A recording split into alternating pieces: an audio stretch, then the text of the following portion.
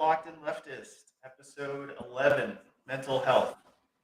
I'm joined, as always, by my co-host, Diablo. And you kind of brought up this topic as an idea. I think it's a topic that we both deeply care about. But do you want to start us off? Yeah, sure. Hey everyone, it's El Diablo. And yeah, thanks for tuning into our show. But yeah, this topic is something very, I think it's important to a lot of people. It's very important to me. And just as a whole, in a capitalist society or in a country that that America like we live in, there's a lot of emphasis on mental health being a moral failing and not illness or results of socioeconomic issues, which a lot of times that can trigger mental illness and mental health episodes, for lack of a better word. But yeah, this is just something that I think we need to focus on as like people on the left. And talk about it realistically. While there are certain things that I feel like in this country are taken care of really wrong, I do think that um, like being afforded constitutional rights can sometimes help with the treatment of the mentally ill or mental health patients. But yeah, as a whole, this is something really important. We need to treat it really delicately, and a majority of the population has some type of mental illness, whether it be depression or things like ADHD or being um, on stuff like that. There are so many different things people can. I don't want to say suffer from because like it's just it sounds like a moral failing as well to me, but I feel like it's a thing. It exists in so many people, and it affects our lives every day. Um, and I'm like one of those people, so it's very important for me to focus on this. Yeah, absolutely. Um, I have some different thoughts and ideas on, I guess, how to address this issue. I think it is a hugely important issue and a hugely important aspect of your self-defense. Um, when we talk about self-defense, we usually think about weapons and training and even like mindset techniques, like being aware of your surroundings and possible threats and things like that. One of the biggest possible threats to you as an individual is, a negative mental health, crises, mental health crises, and consequences like, uh, dangerous behaviors, excessive substance abuse, dangerous substance abuse, um, even up to self harm and suicide. Um, and in that same vein, it's a hugely important part of community defense.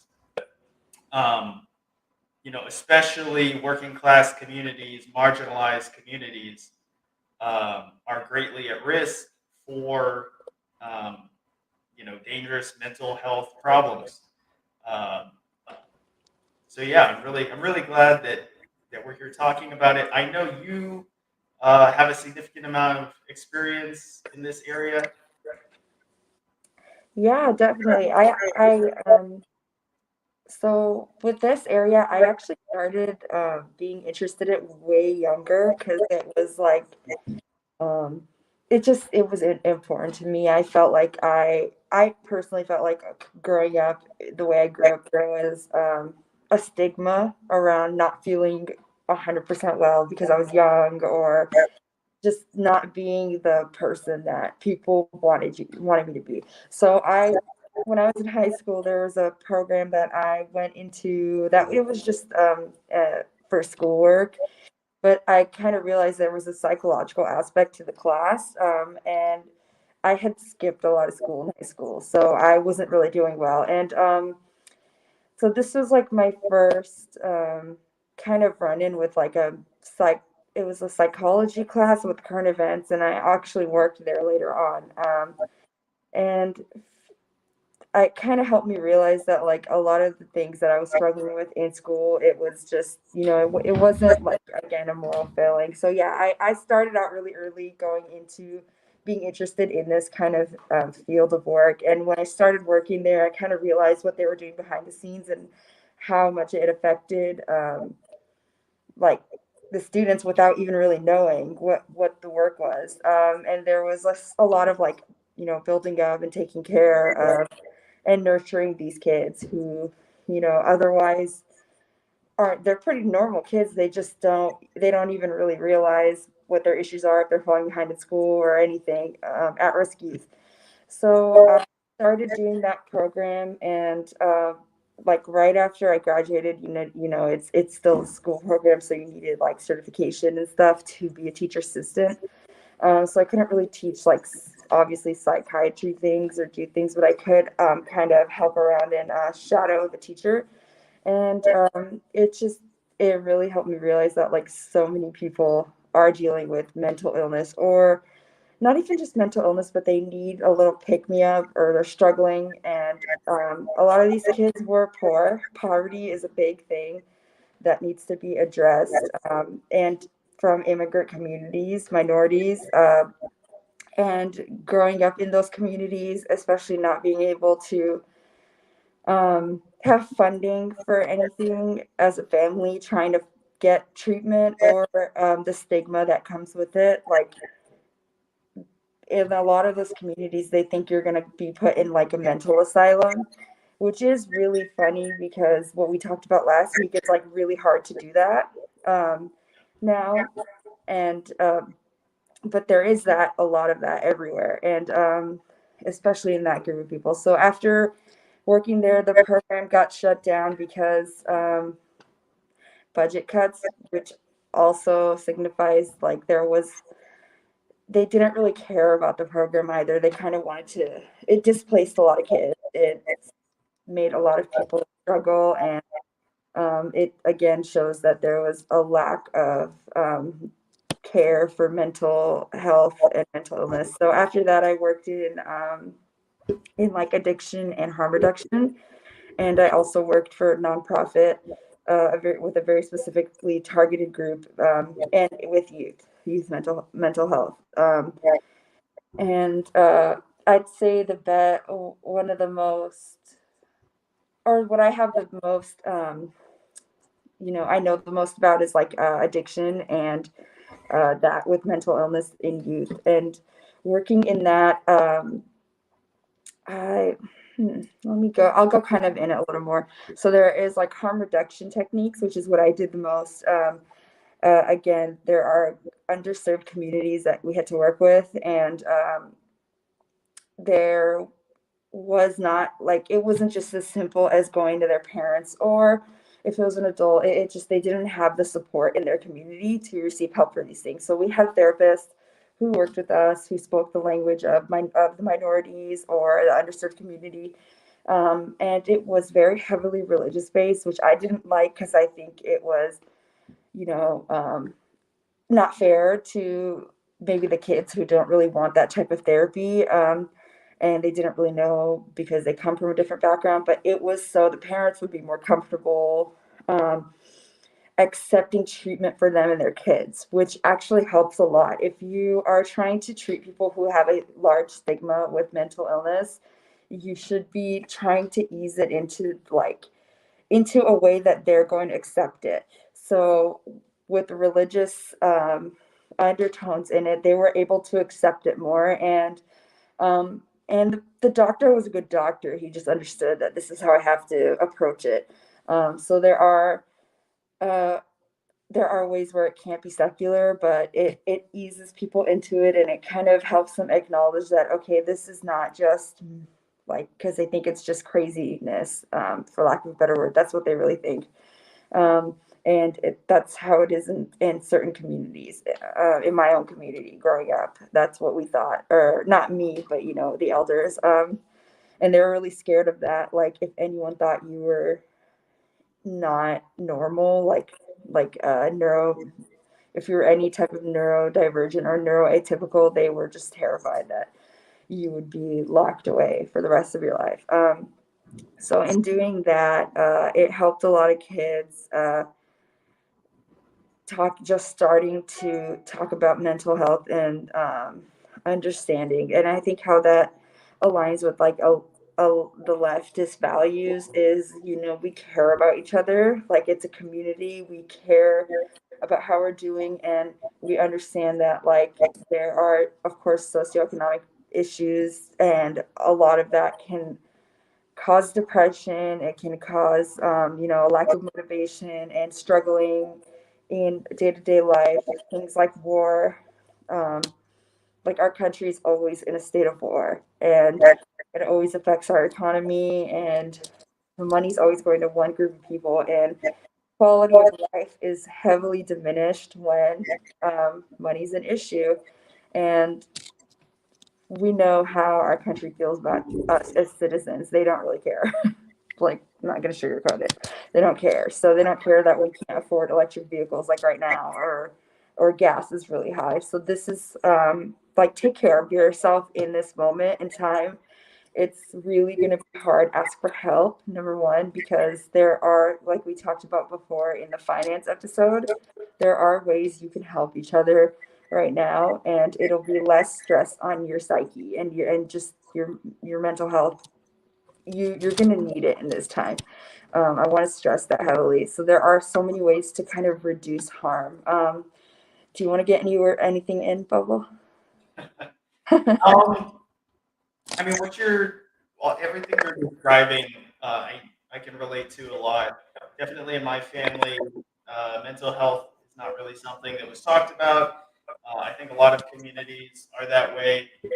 There's a lot of pressure to conform to what is seen as normal or neurotypical, and all the issues and everything are kind of shoved under the rug. Um,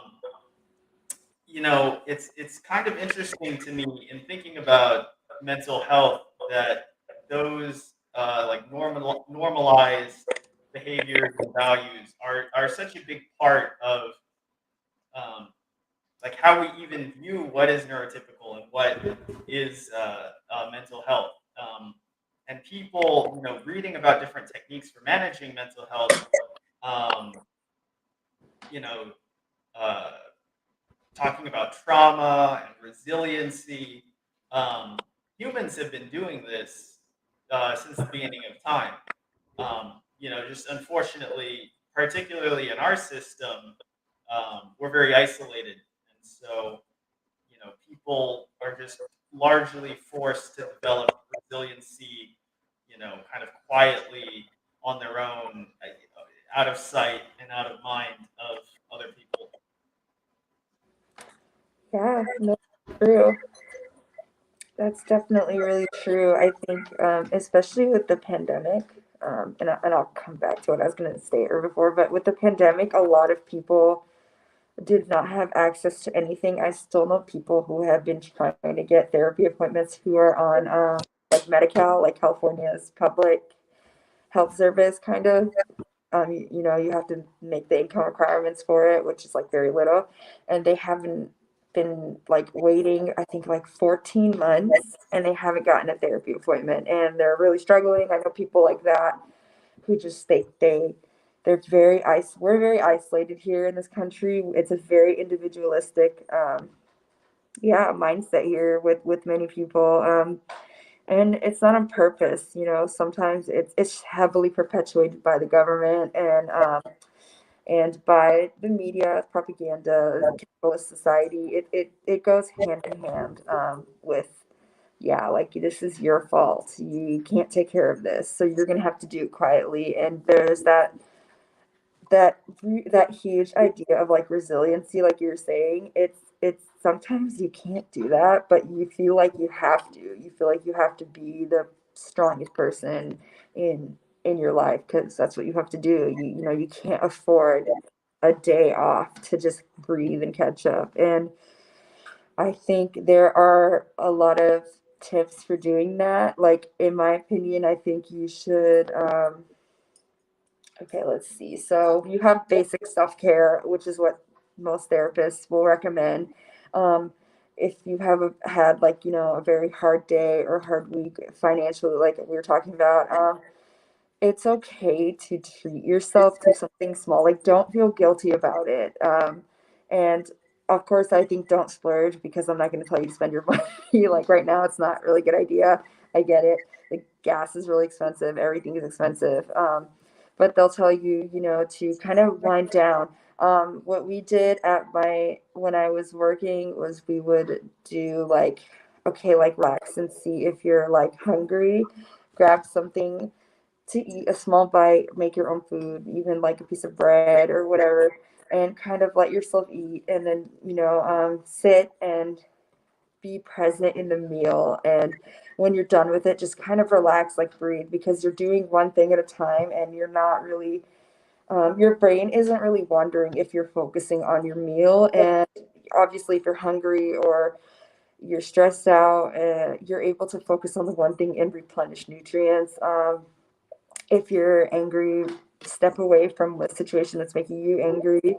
Or if that's not possible, kind of, I don't want to say distract yourself, but you kind of need to point your attention to something different, like your children or your pets, something that brings you joy in life, drawing, reading, just for a few minutes if you have the time. Again, it gets you out of the moment that you're really like upset about, and it's valid, it's completely valid, but it gets you in this mindset to where you're like critically thinking about it and not just like reacting. So what you're doing is you're taking a second away from it so you can go back to it with a clear mind. It's the same thing if you're tired and lonely. If you're tired, take a break. If time permits you, if work permits you, whatever. Take a break, drink a glass of water, breathe. Another good technique if you're really stressed out is use cold water or ice on your face. It's supposed to like reset. I don't want to say the nerve. I don't remember exactly what it is, but it's supposed to kind of reset you, so you're not gonna be so angry, or if you're having a panic attack, you're kind of calmer because the cold, it's supposed to do with this one nerve. It's supposed to reset it. I'm sorry, I don't know the exact term. I kind of forgot, but what it does is, yeah, it helps you. So if you wash your face with cold water or take ice in a towel and kind of wipe it on your face, it'll just help you relax. It again kind of distracts you. The nerve is focused on the cold, and it's supposed to reset, I think, your heartbeat too, like if your heart's pounding, and that'll help you kind of relax. It really works well with panic attacks. A cold lemon technique, put a lemon in the freezer or anything in the freezer, and then when you're feeling particularly angry or stressed out, take it out of the freezer, and start squishing it, and it'll get really cold. And it's the same thing like with the heat and the cool. I don't know if I've tried those techniques myself. The cold really does kind of bring you back into your senses. And it is okay to feel like crap. It is. If you really, you know, want to be upset about something, I'm not going to tell you to stop, but I think you should be mindful because unfortunately, we can't afford sometimes to be upset, or like some people just don't have the time. I get it. You kind of have to be on autopilot, and yeah. So there's some techniques to kind of reducing your emotional reaction to things like that. Do the five senses. Like, I think it's what, five things you can see, four things you can hear. Or you can switch it up. It could be five things you can hear, four things, you know, one thing you can smell, two things you can touch, stuff like that. So it'd be five, four, three, two, one, and that one's really good for grounding. We use that anywhere. Like if you're if you're getting sober, and that's really hard for a lot of people. And it's a great achievement. And if you can't get sober, don't blame yourself for it. But it helps you kind of again get out of your head and in the present moment. You're seeing what's around you, what's you're hearing things. Everything. Your surroundings are grounding you in. So that's something that I find is really important. And again, if that doesn't work, get like something like a fidget spinner for your hand, something to kind of keep you in the present moment. Avoid things like caffeine. Obviously, avoid drugs and alcohol. If you're stressed out, your brain is going to correlate drugs and alcohol with stress, and you're going to use or drink. Even if you don't have a problem with it, your brain is going to do that. It's going to say, okay, this is calming me down, and it's going to keep bringing it up, and it's going to create this cycle. And addiction has many, I want to say that's a very multifaceted thing. You can be genetically predisposed to it. It could be nurture, nature versus nurture. It could just be trauma. There's so many different things that lead to it.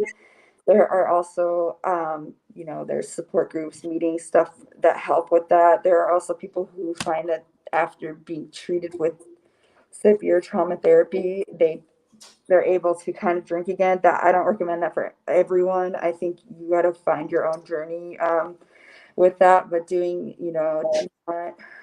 not use it as like a stress reducer, because it will become compulsive. It's the same thing with stress eating.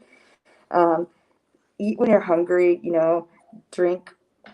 I'd say drink water all the time, but like drink alcohol, smoke weed when you feel like it's a healthy. You can gauge it. You're like, okay, if I'm stressed out about something, I'm not going to do this, because it does create that addictive compulsion, for lack of a better word.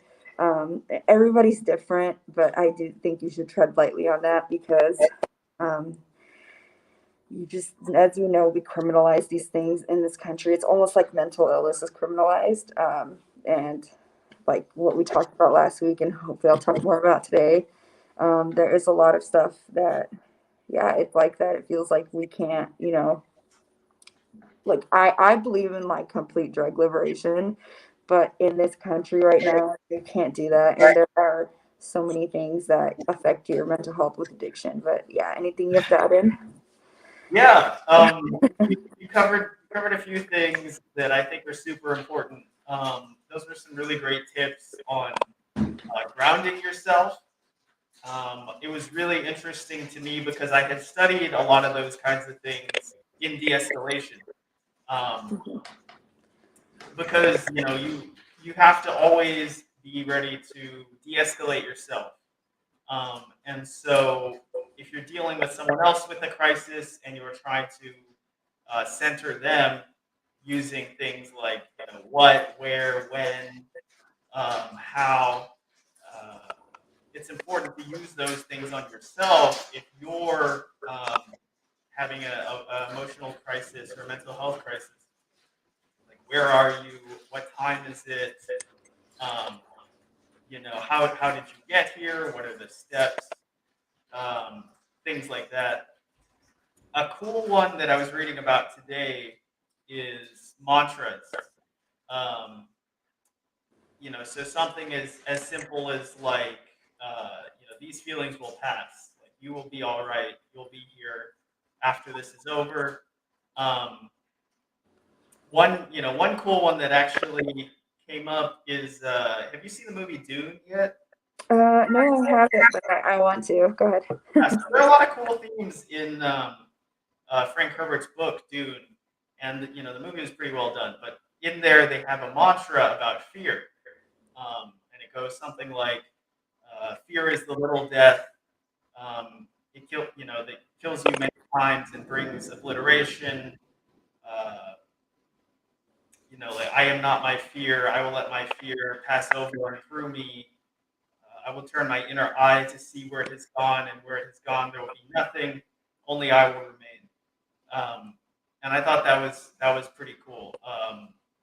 Mantras like that, self-talk, can be good for centering.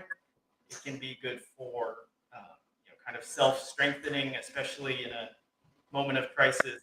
And yeah, I think um, things like that are really cool. When you were talking about addiction and making sure that you don't connect using substances to relieve you of stress or pain, things like that, and also, not blaming yourself. That touched on a couple of things that I was researching, which is the importance of letting go of some of those negative emotions like shame, regret, self-loathing that can really send you into spirals, but are also unhelpful for dealing with things like addiction.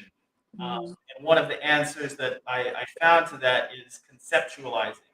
So if you can conceptualize your problems, what's going on with you, conceptualize your emotions, that can be really helpful for breaking you out of those spirals and allowing you to make positive progress.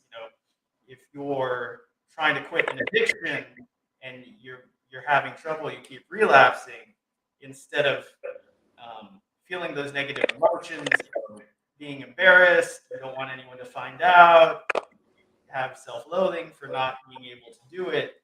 It's much more healthy to conceptualize it. Like, well, it's not working. Like, let's think about why it's not working, what else might work. Um, kind of turn it into ideas rather than uh, something you're having to live, because you are having to live it, but getting into those negative emotional spirals, pretty much always unproductive.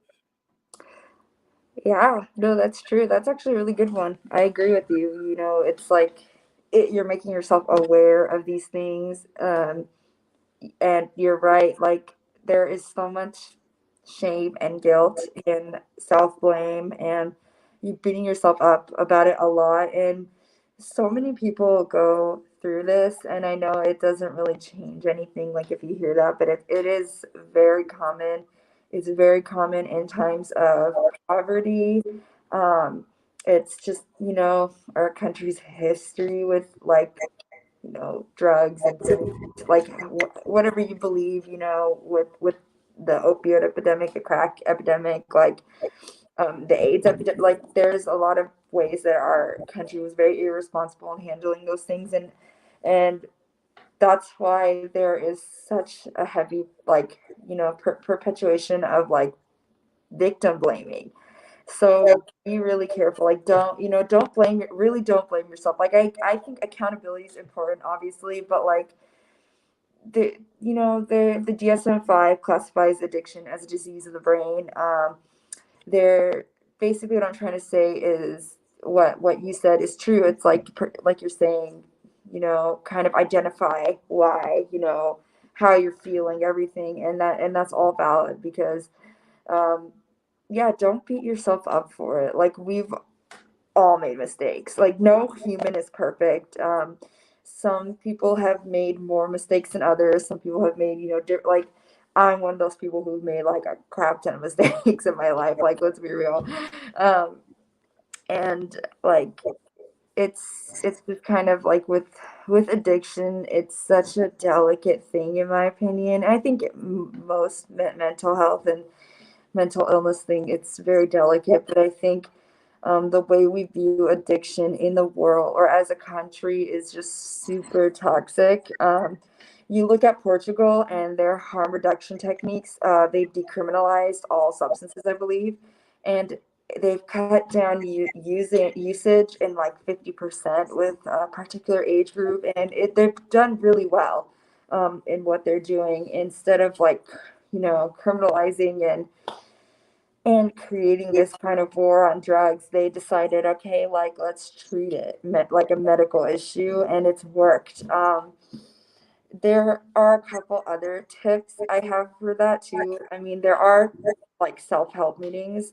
We call them self-help meetings now, or like not just 12-step meetings. Uh, I think, if AA or NA and that type of stuff works for you, go for it. It works like for the people it works for. I'm not going to say it works for everyone because no one size fits all. That's not true. Um, There's things like smart recovery.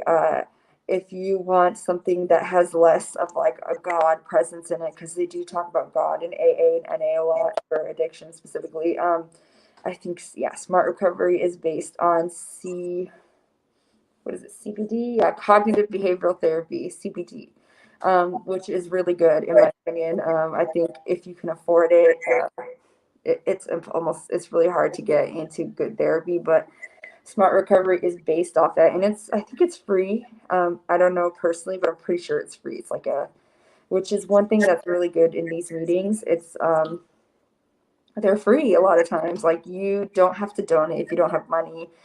They're self fulfilled groups financially. Like if somebody has $1, they put in the basket. So it's kind of like socialists, and it really depends. Find a group that works for you if that's what you're into. If not, don't let someone dictate how you run your program, or like who, if people are bullying you about how you do things, and if it's working for you, like just do it that way. I'm gonna be 100% honest. There's a lot of like cliques, and there's a lot of like dogma and this type of stuff in some of those groups. Not all of them, but if something's working for you and someone's telling you you're doing it wrong, don't listen to them. Like just do, if it's working, it's working. um and yeah, so there's groups like that. There's way more like Native American based recovery groups. There are some faith based ones. There's so many. I'll link it on my Twitter. I'll do that. So which I'll plug at the end. Um, yeah. So with working in addiction, I wanted to go into the harm reduction techniques of addiction. The When I have the most, I guess, experience is opioids. It's and that's kind of basic. It's what they tell you. I've linked on my Twitter before. Like usually for winter, I like to do that because it's just cold in general. There's a lot of people are, if you're homeless and migrating to different areas that are warmer. Um, but I don't, I can do it again. It's about to be summer anyway. So there are a lot of places in the Bay Area that they do needle exchanges. They will do Hep C, HIV tests. They'll screen you for any type of disease, or if you potentially contracted anything. There's some clinics that offer PrEP, which is for HIV/AIDS, I believe. I don't know exactly how it works, but I can put that on my Twitter. Um, there are lots of places that, yeah, offer like clean, not just needles, but other like cookers, stuff you need, Q-tips if you use those, like for, I don't know if I'm allowed to say that on YouTube, but for educational purposes.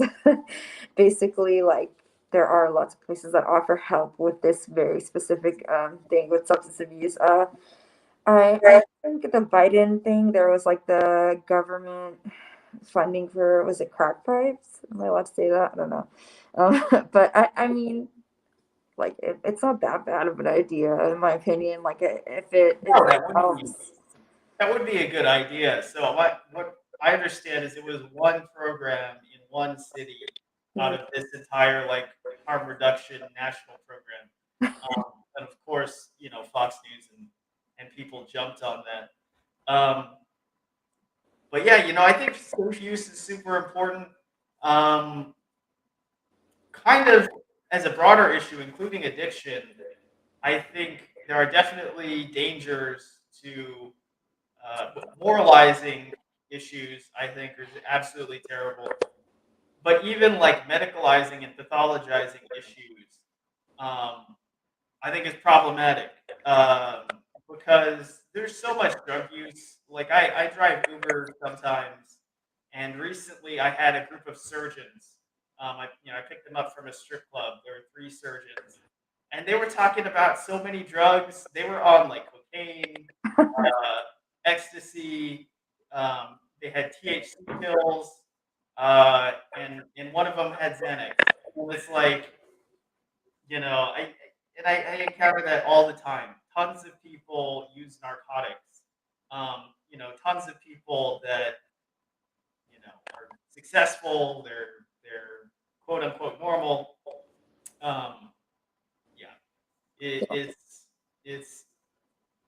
a lot of the time it's a way to enforce hierarchy. It's a way to punish people for poverty, for you know, being divergent in any way.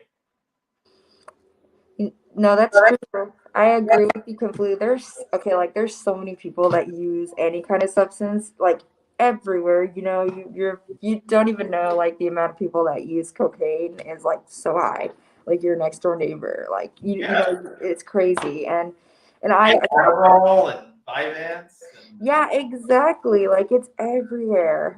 Xanax, like you were saying, like, and so many people smoke weed, like it, drink alcohol. It's. I really truly like what you're saying. I think it is a hierarchical thing. I totally hate how we've made it like you're dirty or dumb or gross for you, you know, because it's been part of nature forever. Like poppy plants, coca leaves, marijuana, like you know, this is like natural shrooms. People have been using this for centuries, and we have not we, but like people have a problem with it because of like their own personal value. And I know that it's affected many people's lives too, but it's like I again, I truly believe that like there should be drug liberation. I think if there are so many people that can, you know, like you said, function, and I think the way we look at it also has a lot to do with like crime. Like if there's crime based from that, of course it's because of poverty, but if you offered it at the drugstore or like the pharmacy, I guarantee you there would be way less crime. yeah, absolutely. And my overall view is very anti-hierarchy with these issues. I always add the caveat, like you did. I know a lot of people are going through the existing mental health system, and it's working for them. Um, I never want to make people feel threatened that someone is going to take away their medication, someone is going to take Mm, away their therapist, things like that. However, I do think a non-hierarchical approach uh, is important for leftist communities like ours. I've been reading about there's a group called the Jane Addams Collective. They're a collective of mental health professionals, and they advocate a completely non-hierarchical approach. That is to say, there's not a therapist and a psychiatrist, and you pay them and you go to an appointment, and they provide you with these support services, and they provide you with prescriptions and things like that. Instead, um, there's a narrator who is telling a story, and there is a supporter who is listening and supporting, and it changes. You may be narrating your story for someone, and then you may turn around and support someone else. Um, and I think that's super important as a uh, counter to capitalism. Because when I think about how people uh, dealt with these issues as they could in the past, um, a lot of that has been commodified, right? So when a therapist, listens to you and offers support, offers help, um, that's something we should just get from each other. It shouldn't be a situation where you have to pay money and go to an office. You should be able to do it at home. You should be able to do it with people you trust. And then we think about a psychiatrist who is writing you prescriptions of these controlled substances. It's absolutely absurd because everybody's different. You should be able to take whatever substances you want. You should be able to mm, figure out what helps you. When you're talking about opioid addiction, one thing that I have personal experience, um, at least seeing people, uh, is that kratom is a really useful substance because it attaches to opioid receptors, and it can help a lot better than the prescription drugs that they have, like Suboxone and those other drugs, which can cause people to get heavily addicted themselves, and they have much worse side effects than kratom. it's Um, yeah. yeah, but with that supporting each other model, it's interesting because it also reminded me of an app, a system that I used for a long time called Seven Cups. It's a free app, and you go on there, and there are trained listeners, and you can also volunteer to become a trained listener really easily. And I did both.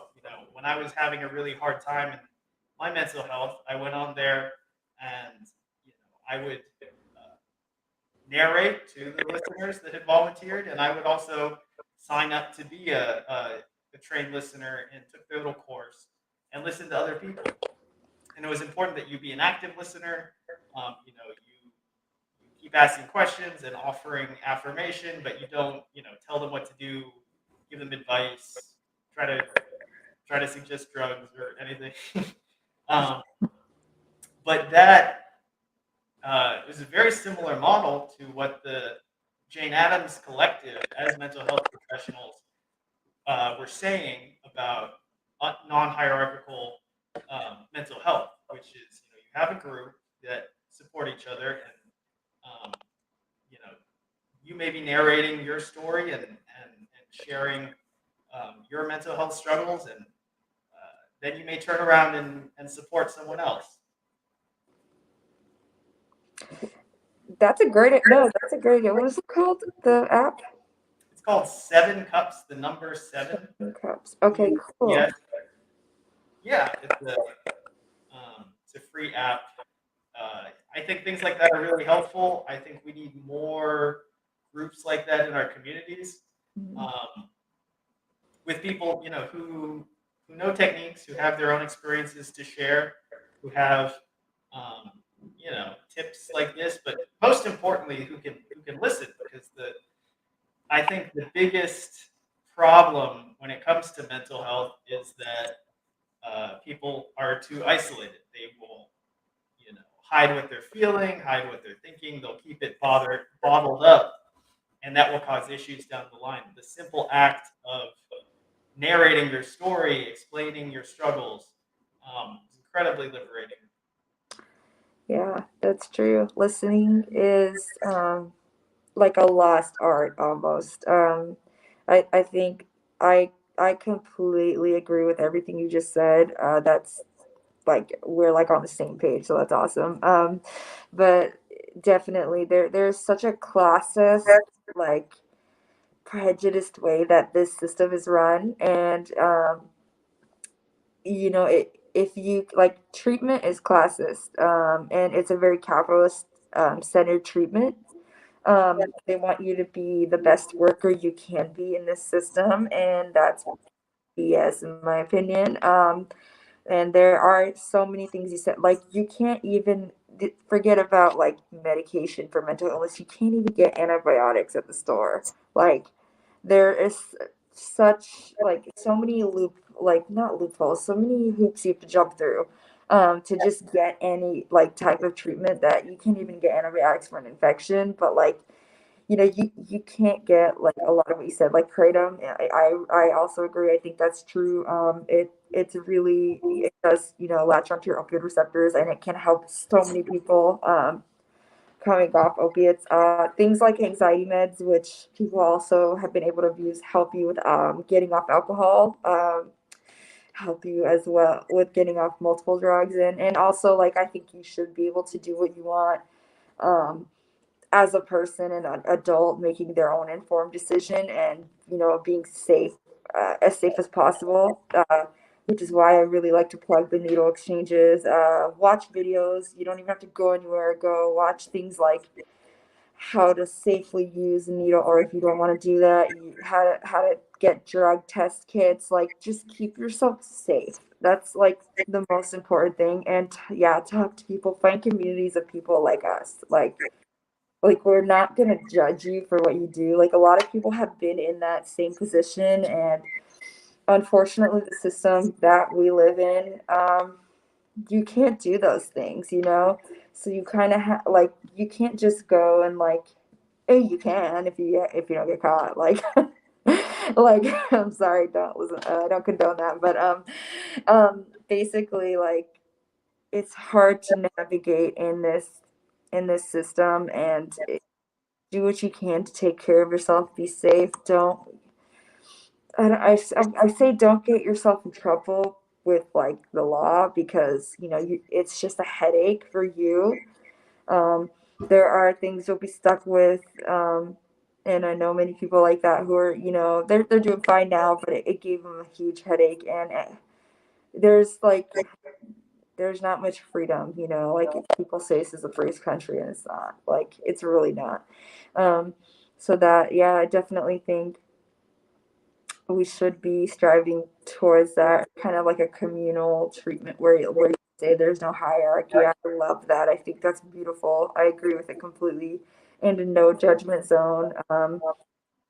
And yeah, I don't know what else to say on that. I was reading an article today that was very interesting. I think it was in the Military Times. It was by a veteran who had some big organization for helping veterans. And his point of view, even though I'm pretty sure he's a right winger, it was very interesting because what he was saying is that he really cares about mental health for veterans. About 20 veterans commit suicide every day. Wow. Um, and he was saying that in talking with the mental health professionals community, in talking with mental health professionals, every single one says the system is bad, the system is not working, um, and yet nothing is being done to change it, to fix it. And he was also talking about like talking to Congress there and Pentagon officials. They're very excited because they have like a 30% success rate. And he was like, first of all, 30% success rate is terrible. Second of all, most people don't ever seek help. Then 50% don't show up after the second appointment, after the fourth or second appointment. Um, Wow. so you have like a 3% success rate, and that is determined by reduction of symptoms. That's not, um, that's not like a Mhm. overall like definitive success. Um, and I think that's really true. And I don't, as a right winger, right wingers are really interesting because they can often see the problems and diagnose them correctly, but they don't know any of the context. They don't know any of the solutions. Um, and that was a big case of that to me because he was kind of complaining that like, hey, all of these mental health professionals say the system is broken, but none of them are fixing it. None of them, the specific words he used is none of them are willing to buck the system. Um, but they can't. That's the point of the system is to control Mhm. people. Um, they as individuals have no power to change the mental health system. That is up to us as organizers, as activists, as leftists. Um, we actually can change things because we are building power structure, we're building infrastructure, we're building society outside the bounds of what the law and capitalism and politics say we can do. And I really believe that what it looks like is mutual aid. I think it's um, the clearest cut example of, or the clearest cut use case for mutual aid because you need to build support networks that support other people but also support you. It's very important that we don't simply address crises, although that's important, helping people survive a crisis, making plans with the people in your community to deal with crisis. But I think more than that, we need to be preventative. Um, Mhm. we need to have support networks, support groups. We need to sit down and talk to each other um, in order to not get to crisis, in order to uh, do maintenance on a good mental health. Um, sharing emotions, uh, sharing the narrative of your struggles, getting support from other people, supporting other people. I think that there's a lot of value, and building things like self-confidence and self-esteem by being useful to other people, by being the support that they rely on. But not, without creating dependency in a way that the community as a whole is building strength. Um, and if you're isolated, definitely I think apps like Seven Cups is a great start. You can get on there, you can start supporting other people, you can start being supported, and then from there you can work on ending isolation in your local area by building community with other people. Um, but I think in the long term, we need more support groups, we need more mutual aid networks for the express purpose of a mental health infrastructure. You know, we talk about community mental health, um, and while doctors and clinics and therapists and all of those things are useful, I think community mental health really means building that infrastructure outside the bounds of capitalism. Um, support networks, uh, meetings, things like you were describing, some of those that you don't have to pay for. I think that's super important to make it accessible to everyone, to get everyone involved in that. Yeah.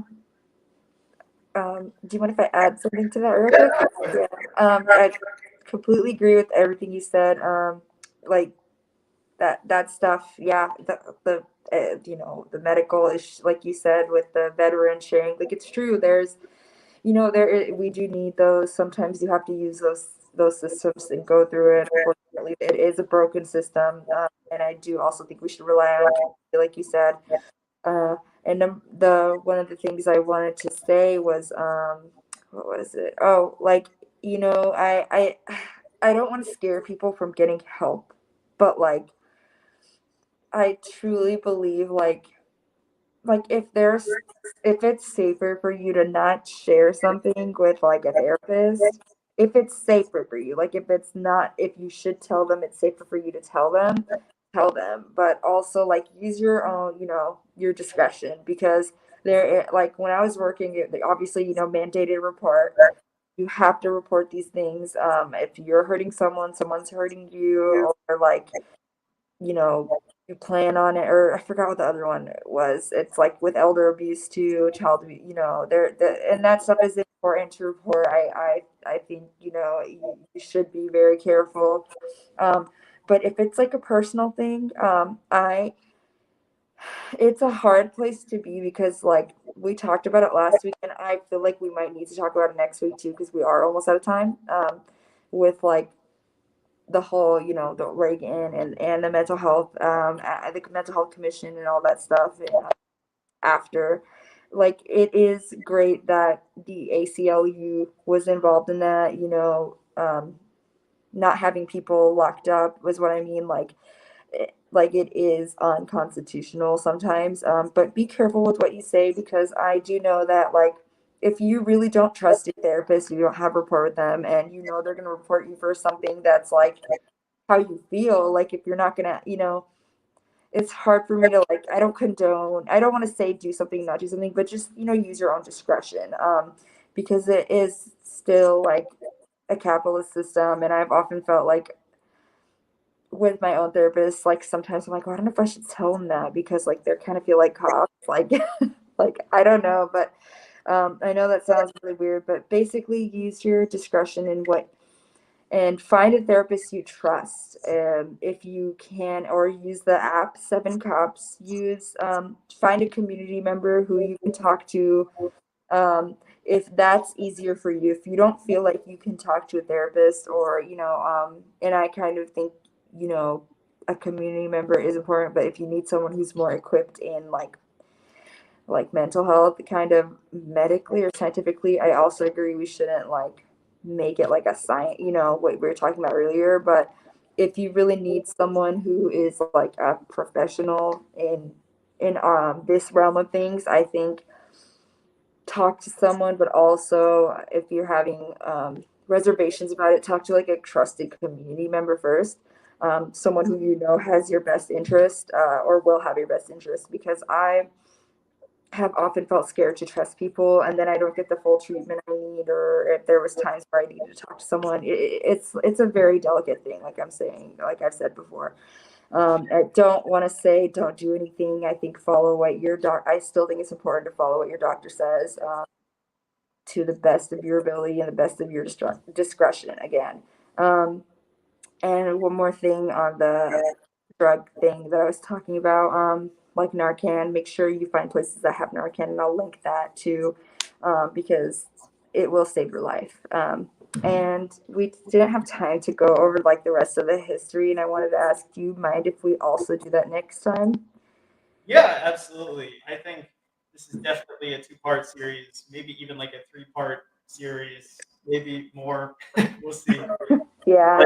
But yeah, on mandatory reporting, I think that's super important to understand how mandatory reporting works. Um, you don't want to end up in jail.